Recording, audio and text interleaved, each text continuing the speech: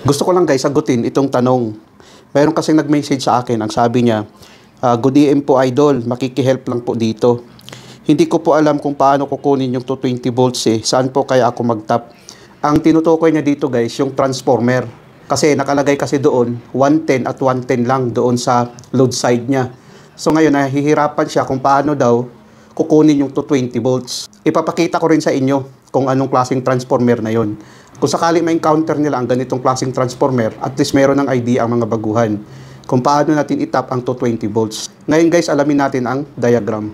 Ito na yung transformer natin guys, no, na meron siyang pamagat, how to take 220 volts for this 50 VA transformer. Pag makikita natin itong H guys, nagre-represent ito ng higher voltage terminal. Pag X naman, nagre-represent ito ng lower voltage terminal. Mostly talaga guys, pag higher voltage terminal or H, yun na yung primary natin. Tapos sa secondary naman natin, ito na yung sa low voltage natin.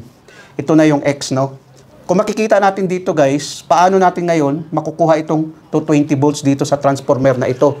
Kung makikita kasi natin dito, ang 1 at saka 3 ay 110 volts lang, no? 1 at saka 3, 2 at saka 4 ay 110 volts lang. Paano ito makukuha natin ang 220 volts? Paglagyan kasi natin to ng power supply guys, ang H1 at saka H2, kung dito sa Middle East, ang power supply natin ay 380 volts, gumamit tayo ng H1 at saka H2, 380 volts. Kung sa Pilipinas naman, 440 volts sa industry natin, so 1 naman at saka 4, no? 1 at saka 4, 440 volts. Tapos ngayon, magbibigay sa ngayon ng output na 110 volts, 110 volts.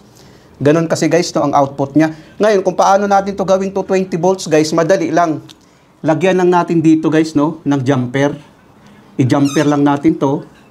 Lagyan natin ng jumper. Ito ngayon, magiging 220 volts na ito.